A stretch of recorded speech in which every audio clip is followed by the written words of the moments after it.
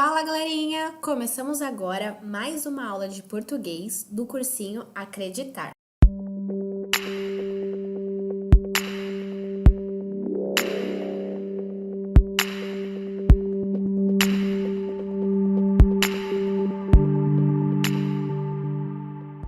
E nessa nossa aula, nós vamos conversar um pouquinho sobre ortografia. Na nossa aula de hoje, ela vai ser bem objetiva, mas isso não significa que ela vai ser muito fácil. Eu vou passar para vocês tanto a definição e as funções da ortografia, quanto as regras gerais. E vocês vão perceber que são muitas regras gerais, mas não desanimem. Para começar, eu quero mostrar para vocês qual que é o objetivo da ortografia. Por que nós temos que estudar essa parte tão difícil da língua portuguesa?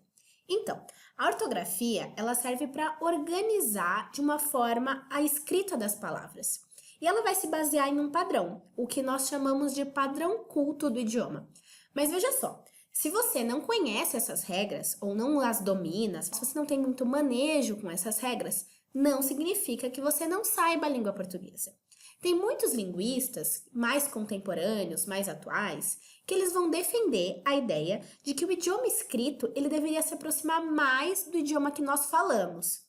Assim, ele deveria ser mais flexível, mais democrático. E eles defendem essa ideia justamente para que o conhecimento não fique limitado a um conjunto de regras que é ditado por um pequeno grupo de pessoas.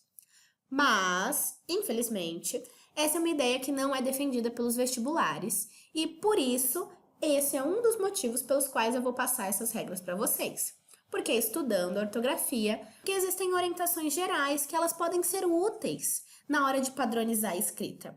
Mas, na verdade, essas regras elas só deveriam ser usadas como forma de consulta, e vocês vão entender o porquê isso ao longo do vídeo.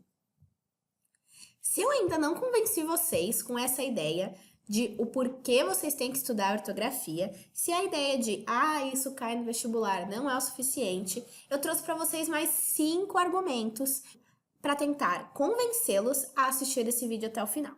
O primeiro, imagina que bagunça seria se cada um de nós escrevêssemos as palavras de uma forma.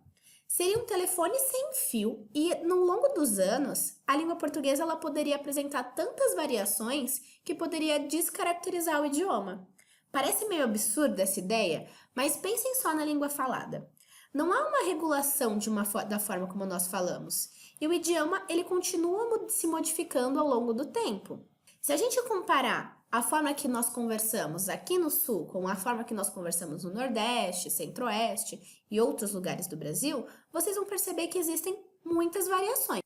Então, seja pelo sotaque ou até por meio de algum dialeto, nós vamos perceber que ao longo de todo o país existem variações na forma das pessoas conversarem. E se nós compararmos como é a língua portuguesa no Brasil com outros países, nós vamos perceber que essa diferença ela é ainda mais gritante. Por isso, a gente percebe que, quando não existem regras, as pessoas elas se adaptam às convivências, elas se adaptam às conveniências, e isso gera algumas alterações na língua, algumas alterações no idioma. Mas, algumas vezes, essas modificações são tão intensas que até os linguistas acabam aceitando e incluindo no idioma. Por exemplo, a palavra você. Não sei se vocês conhecem a origem, mas essa palavra ela não era originalmente do nosso idioma. Ela é, na verdade, uma adaptação de vossa mercê, que ao longo do tempo se transformou sucessivamente em vós mercê, vancê e, por fim, em você. Ou seja, por meio da fala, nós conseguimos modificar a língua escrita e adicionar esse vocabulário no nosso dicionário de hoje. Então, a gente pode perceber que existem sim formas de se adaptar à língua portuguesa. Ela não é completamente estática, mas isso precisa ser feito de modo padronizado, para que a gente evite que surjam variações diversas em cada região e que isso acabe desconstruindo a organização do idioma escrito. Outro motivo importante da gente estudar a ortografia é para que a gente evite as gafes. Quem é que nunca foi escrever uma palavra, uma carta, uma receita ou uma anotação de um ditado e na hora que ia escrever congelou? Pensando, será que eu escrevo berinjela com G ou berinjela com J? E essas situações muitas vezes podem ser constrangedoras, dependendo de quem vai ter que ler aquela sua anotação. Por isso, como uma forma de você evitar essas gafes na língua escrita, surge até o terceiro motivo. O terceiro motivo é que a ortografia serve como base para você dominar a língua escrita, para você dominar o padrão culto da língua portuguesa. Porque se vocês dominarem o padrão culto, vocês não terão dificuldade de escrever nenhum tipo de texto. Vocês vão conseguir escrever textos coesos e padronizados, independente do lugar e da situação. E o quarto motivo, ele é bem interessante. Pensem só, a ortografia também é uma forma de vocês conhecerem melhor a língua portuguesa, porque vocês podem descobrir novos vocábulos, ou seja, novas palavras. Vocês podem descobrir que uma palavra ela pode ser escrita de duas maneiras.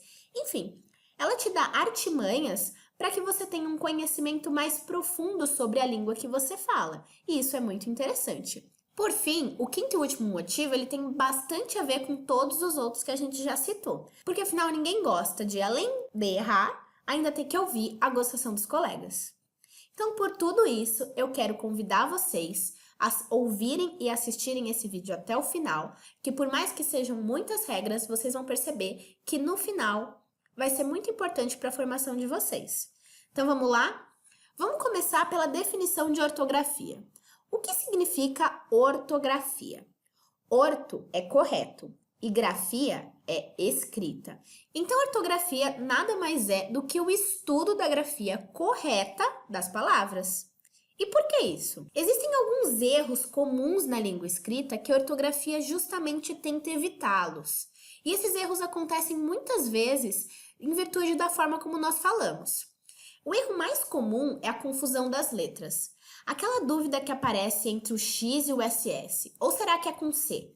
Todos nós já passamos por esse momento, por essa dúvida, e a ortografia ela serve justamente para padronizar essa escrita. Outro erro muito comum, principalmente aqui no Brasil, em que a gente tem essa vasta miscigenação de povos, é a tentativa de aportuguesar palavras do estrangeiro de modo indevido. Então, será que a gente escreve sutiã ou sutiã? Será que a gente escreve shampoo com X ou shampoo com SH? E é a partir desse que surge o terceiro erro mais comum, a tentativa de nós escrevermos da forma como nós falamos. E aí vocês vão perceber que os fonemas muitas vezes são representados por várias letras, e é isso que pode gerar confusão na hora da escrita. E essa confusão ela só acontece porque nós não dominamos ou não conhecemos as regras da norma culta. Mas não tem problema nenhum a gente admitir isso, porque a partir desse vídeo vocês vão conhecer todas as regras. Mas eu queria reforçar para vocês uma ideia. A ortografia, ela de fato, ela vai servir para contribuir na organização da escrita e para padronizar todas essas regras. Mas vocês vão perceber que ao mesmo tempo que existem as regras, também existem diversas exceções. Mas não se assustem. Ao longo do tempo, essas exceções elas se tornam mais naturais. E a melhor forma de vocês aprenderem é realizando exercícios, escrevendo e lendo textos. E consultando essas regrinhas só em momentos pontuais. Bom, agora que a gente já definiu e nós esclarecemos melhor quais são as funções, a importância da ortografia, é hora de fato, começarmos a falar sobre essas regras gerais. Para começar, nós iremos falar sobre as regras da letra X. Então, em que palavras nós devemos empregar essa letra X? Usualmente, ela deve ser usada sempre depois de um ditongo ou depois da sílaba em. E como exemplos, nós temos aqui ameixa. Ela tem um encontro vocálico do E com o I, que formam um ditongo, e por isso ela deve ser escrita com a letra X. Da mesma forma, acontece com a palavra caixa e peixe, em que ambas apresentam um ditongo, o encontro de duas vogais na mesma sílaba. Por isso, logo depois, ela deve ser escrita com X. Outros exemplos da segunda regra que eu citei são as palavras enxaqueca, enxugar, enxergar. Em todas elas, após a sílaba inicial em, nós apresentamos a letra X para representar esse fonema. Mas já temos duas exceções para essas duas regras. A palavra recalchutar, assim como todos os seus derivados, ou seja, todas as flexões desse verbo, apesar dela possuir um ditongo, ou melhor, dizendo, um encontro do A com o U, que fica na mesma sílaba, ela sempre deve ser escrita com o dígrafo CH. Da mesma forma, o verbo encher, ele começa com a sílaba em, mas ele se deriva da palavra cheio, que originalmente já era escrito com CH.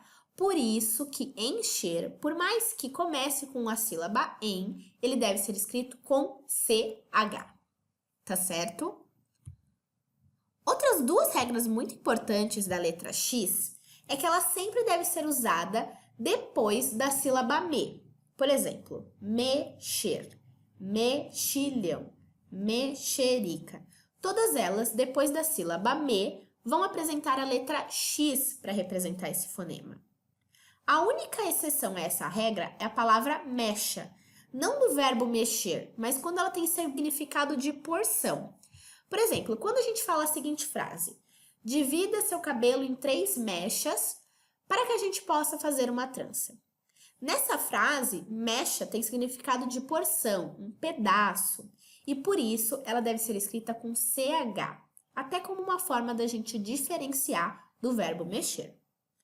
O X, ele também é usado quando nós aportuguesamos algumas palavras indígenas, africanas e até mesmo algumas palavras inglesas.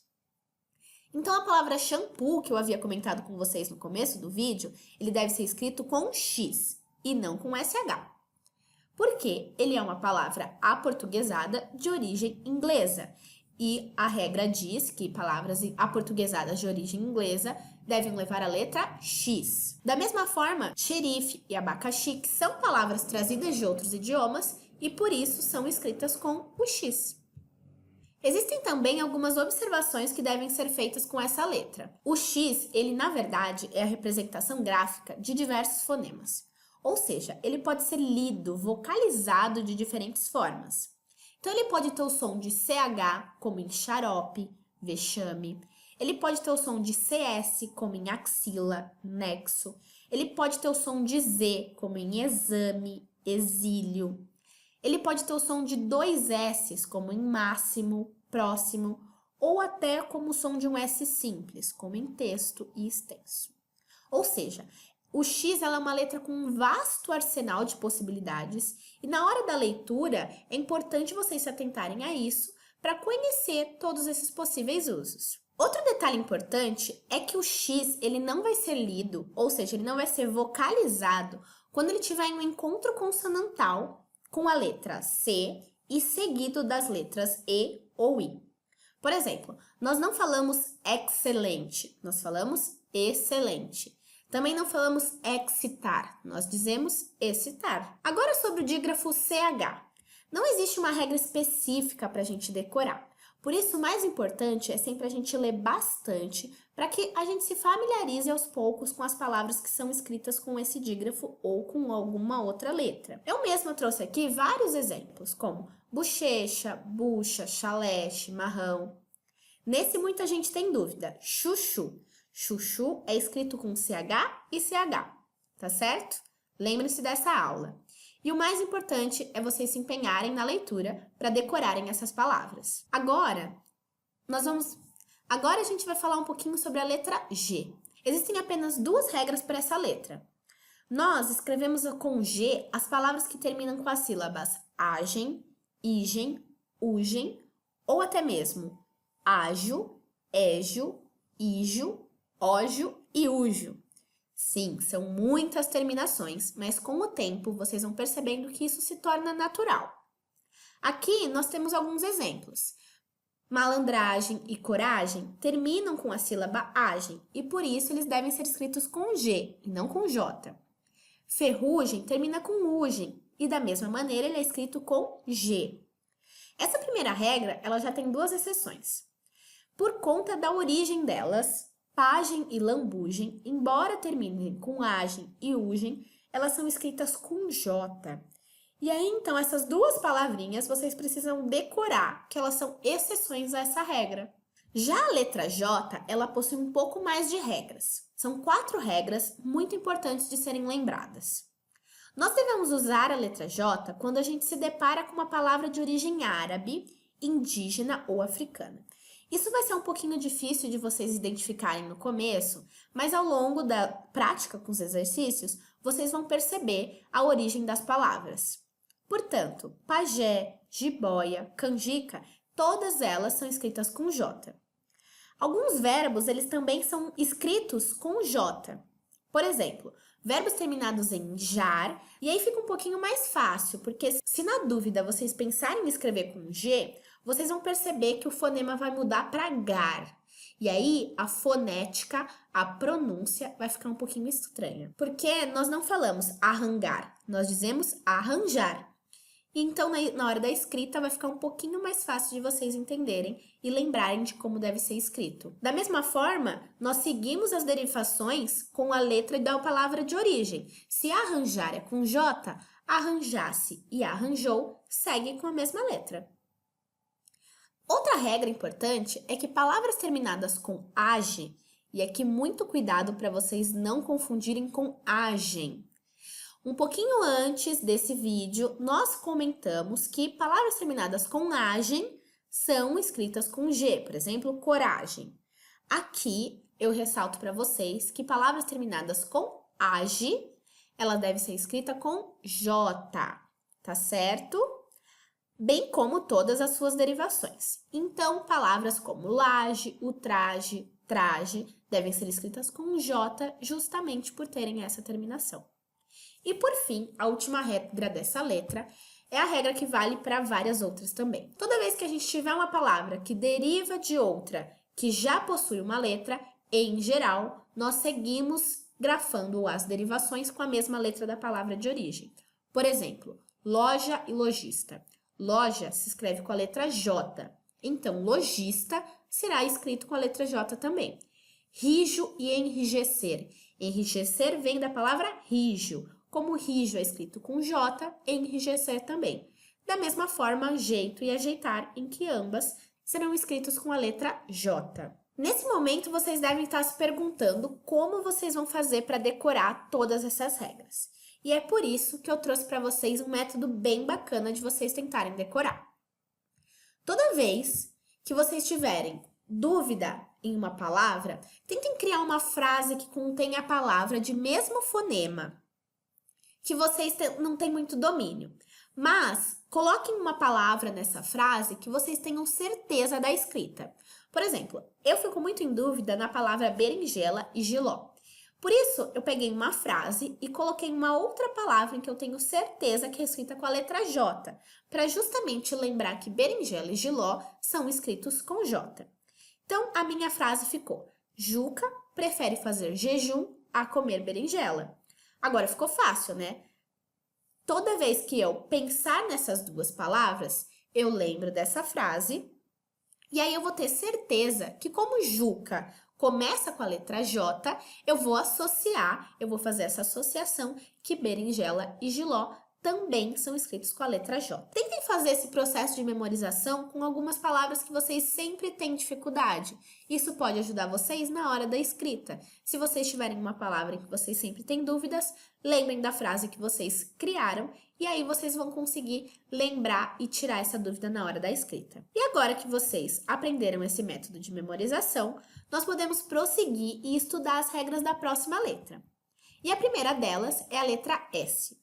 Essa letra, ela vai ter várias regras. Por exemplo, a letra S, ela é usada nos sufixos es e esa, indicando nacionalidade, origem ou até mesmo algum título de algum cargo. Em alguns sufixos de adjetivos, nós também usamos a letra S, quando eles terminarem em ense, osso ou oso.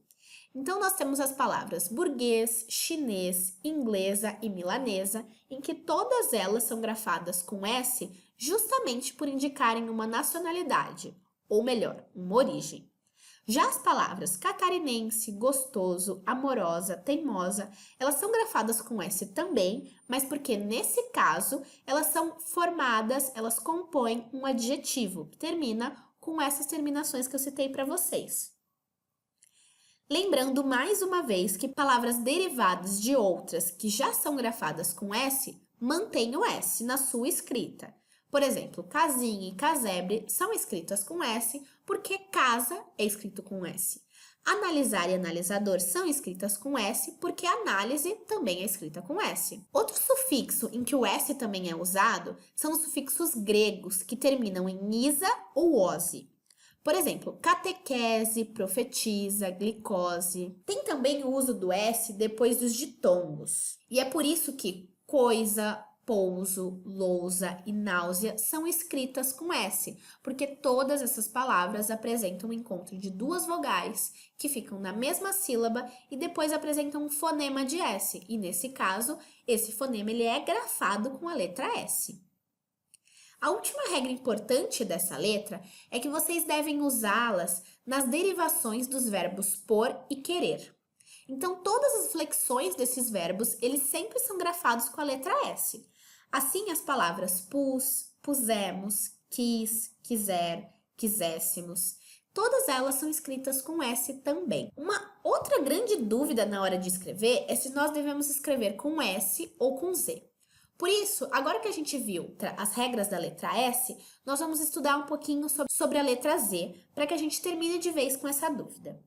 A letra Z, ela também é usada em sufixo, mas dessa vez ela vai ser usada nos sufixos que formarem substantivos abstratos, ou em sufixos que terminarem com isar e isação. Então é uma regra diferente da regra do S. Por isso, invalidez, frieza, limpeza são todas escritas com Z, porque todas elas são classificadas com substantivos abstratos.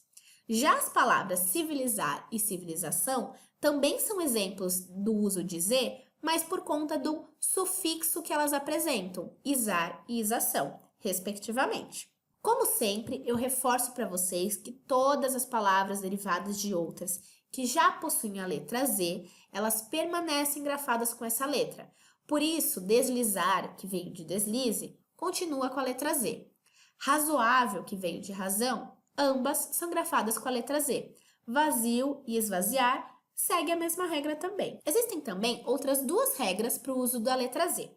Uma delas diz que a letra Z deve ser usada nas palavras terminadas com zal, zeiro, zinho e zito, para indicar, em geral, ou o aumentativo ou o diminutivo das palavras. Por isso, as palavras cafezal, cafezeiro, cafezinho, cãozinho e avezita são todas escritas com Z. Uma última regra importante para essa letra é que as palavras que apresentam mesma pronúncia, mas que possuem significados diferentes, elas devem apresentar essa distinção na sua escrita. Por isso, há duas formas de se escrever cozer, com Z ou com S. O cozer com Z, ele vem de cozinhar. E o cozer com S, ele vem de costurar. Também temos um outro exemplo da palavra traz. O traz com Z e o traz com S. Traz com Z tem a ideia de transportar, de conduzir alguma coisa. Traz com S significa a parte de trás, uma parte posterior. Então, nesses casos, a pronúncia é a mesma, mas a gente faz essa distinção por meio da escrita. Eu já havia comentado com vocês nesse vídeo, mas aqui eu vou reforçar a necessidade de vocês se atentarem à escrita do X. Porque algumas palavras, elas são escritas com X, mas elas têm o som de Z. E por isso, vocês têm que ficar bem atentos para ver em qual regra as palavras vão se encaixar. Eu trouxe aqui alguns exemplos. Exame, exato, exausto, até a palavra exemplo. Todas elas têm o som de Z, mas são grafadas com X. Outra letra importante que pode ter o som de Z é a letra S. Por isso, nós temos essa regra que diz que o fonema Z ele pode ser representado pela letra S quando estiver posicionado entre duas vogais. Por isso, da mesma forma, todas as palavras que se derivarem delas, elas vão ser escritas com S e não com Z. Então, casinha, que veio de casa, uma palavra em que o fonema Z está entre duas vogais, ela vai ser escrita também com S, porque se derivou de casa, em que originalmente era escrito com S e não com Z. Mas, cuidado! E aqui vocês têm que prestar atenção porque existe uma exceção. E só nesse caso é que há palavras que podem se originar de outras que são escritas com Z, mas que nessa derivação eles acabam mudando de letra por conta do fonema. Essas palavras são catequese, hipnose, síntese e batismo. Todos os verbos, elas terminam com isar e, portanto, eles se encaixam na regra do Z. Mas na hora da derivação, o substantivo passou a ser grafado com a letra S. Essa aqui é uma regra mais chatinha, na verdade é uma exceção mais chatinha, por isso vocês precisam estar bem atentos para não confundi-las. Porque sim, existem palavras que se derivam e acabam perdendo a origem de qual a letra deve ser usada na hora da grafia. Já o fonema S, ele vai apresentar algumas regras e ele pode ser representado por diferentes letras. A primeira delas é que existem alguns verbos que, ao derivarem substantivos, eles devem ser escritos com S. Algumas terminações verbais em que isso acontece, eu vou citar para vocês. São andir, ender, verter e pelir. Então, por exemplo, a derivação de expandir é escrita com S porque ele termina em andir. Portanto, expansão é grafado com S. Da mesma forma, pretensão, conversão, expulsão, todas são palavras grafadas com a letra S porque derivam desses verbos que têm essas terminações que eu citei para vocês. O fonema S também pode ser representado pela letra C cedilha, e nesse caso ele vai ser usado quando nós tivermos um substantivo que ele for derivado de um verbo terminado em ter ou torcer. Por exemplo, atenção, que se deriva de ater, que termina por ter, ele é escrito com C cedilha. Da mesma forma, acontece com distorção, que termina com torcer e, portanto, deve ser escrito com C cedilha na sua derivação. Outra forma da gente representar o fonema S é por meio da letra X. Ele geralmente pode ser usado também com o som de dois S's, como nas palavras auxílio, expectativa, esperto, extroversão. E muitas outras palavras também, embora apresentem o fonema S ou SS, eles poderão ser escritos com a letra X. O fonema de som de S também pode ser grafado com as letras SC, nos casos de termos eruditos, e aqui o melhor exemplo para eu citar para vocês é a palavra fascículo. Por representar um termo erudito, ele leva as letras SC nesse fonema. O fonema S também pode ser grafado pelas letras S cedilha na conjugação de alguns verbos na primeira pessoa do singular, como nos casos nasço, cresço, desço, em que todas elas, o som do S, foi grafado, escrito por S cedilha, por seguirem essa regra.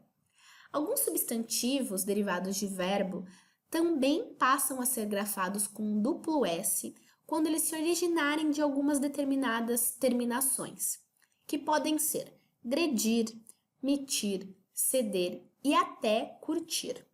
Por isso, palavras como agressão, demissão, cessão, discussão, todas elas são grafadas com dois S's, porque elas se originam de verbos que originalmente tinham as terminações que eu acabei de citar para vocês. Por fim, nós também grafamos algumas palavras com XC ou com XS, mas que foneticamente podem apresentar o som de dois S's. Os melhores exemplos para vocês decorarem são exceção e excêntrico. Vocês devem ter percebido que a regra do fonema S e do fonema Z, elas são bem variadas e elas são repletas de observações. Por isso, eu vou reforçar para vocês a importância da leitura. Mais uma vez, só assim vocês vão conseguir aprender a escrever de uma forma natural, sem que vocês precisem recorrer a todas essas regras a todo momento, para que vocês possam só consultar essas regras em alguns momentos de muita dúvida ou em algumas palavras específicas que vocês nunca tenham visto em algum texto. E agora, eu vou mostrar para vocês as regras ortográficas da nossa última consoante, as regras da letra H. A letra H, ela pode ser usada tanto no começo quanto no final da palavra, sem que ela seja pronunciada, como por exemplo na palavra hoje, que nós escrevemos no começo dela a letra H, mas ela não tem som.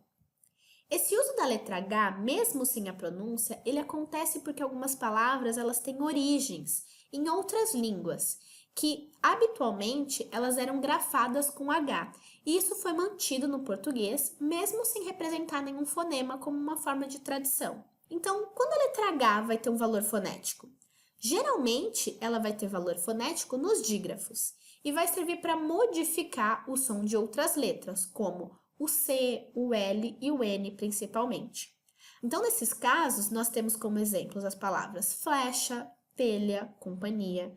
Todas elas apresentam dígrafos, que são encontros de duas consoantes em que vão representar um único som. Som esse modificado pela presença do H. O H, ele também pode ser usado em algumas interjeições, ou até mesmo em palavras que elas vão ser unidas por hífen, e em nenhum desses casos ela vai ter um valor fonético. E existem também duas outras observações importantes que eu queria reforçar para vocês. A primeira diz respeito à palavra Bahia. Ela é a única palavra da língua portuguesa em que a letra H, por tradição, ela se manteve no meio da palavra, mesmo sem ela se encontrar com nenhuma consoante. Mas todas as derivações da palavra Bahia não carregam essa letra, então baiana, baiano são escritos sem o H. Já as palavras ervas, Espanha e inverno, por exemplo, embora nessas palavras nós não escrevamos com H, as suas derivações, por elas serem termos eruditos, nós grafamos com H sim. Então, hispânico, hibernal e herbívoro são escritos com H, porque representam palavras de origem erudita, mesmo que a palavra de origem ela seja escrita sem o H. Essa regra é um pouquinho mais difícil, mas ela é muito importante para vocês lembrarem. E se vocês acharam que só as consoantes tinham regras na ortografia, vocês se enganaram. A gente tem também algumas regras das vogais. No caso da vogal E, são só duas regras muito importantes. O E ele pode ser usado tanto em derivações de verbos, em algumas terminações, como oar ou uar. Nesses casos, o E ele vai adotar a posição de uma vogal temática e vai formar palavras como magoe, que se originou da palavra magoar, ou até mesmo continue, que se originou da palavra continuar. Outra regra importante é que nós usamos E no prefixo ante, com a ideia de anterior, por exemplo, em antebraço ou antecipar. Aqui tem algumas outras palavras que nós escrevemos com E, mas em geral as pessoas têm dúvida. E os melhores exemplos que eu vou citar para vocês são mexerica e disenteria. Essas duas eu acredito que sejam as palavras de maior confusão entre todo mundo. Mas a partir de agora vocês já sabem que mexerica e disenteria são escritas com E. A vogal I, ela também tem as suas regrinhas. E ela também pode ser adotada na derivação de alguns verbos. Mas nesses casos o que vai mudar são as terminações dos verbos em que ela vai ser usada. O I ele vai ser usado nas derivações de verbos que terminarem em air, uir ou oer. Nós temos as palavras cai, que se derivou da palavra cair, dói, que se derivou da palavra doer, influi, que se derivou da palavra influir. Todos eles verbos que se encaixam nessa regra que eu citei para vocês. O prefixo ante, e dessa vez com a ideia de oposição, de contradição, esse sim é escrito com I, como nas palavras anticristo e antitétano. Da mesma forma que existem palavras em que a gente fica em dúvida se escreve com E ou com I, tem essas palavras que nós temos a dúvida e são escritas com I. O melhor exemplo é a palavra privilégio, que é escrita com I e não com E. Então era isso, galerinha. Nessa aula nós trabalhamos muitas regras, vários conceitos, mas eu tenho certeza que se vocês exercitarem bastante, principalmente a leitura, nenhuma delas vai trazer grande problema para vocês. E se surgirem as dúvidas, manda pra gente pelos comentários que a gente tenta ajudar. É isso, espero vocês no próximo vídeo.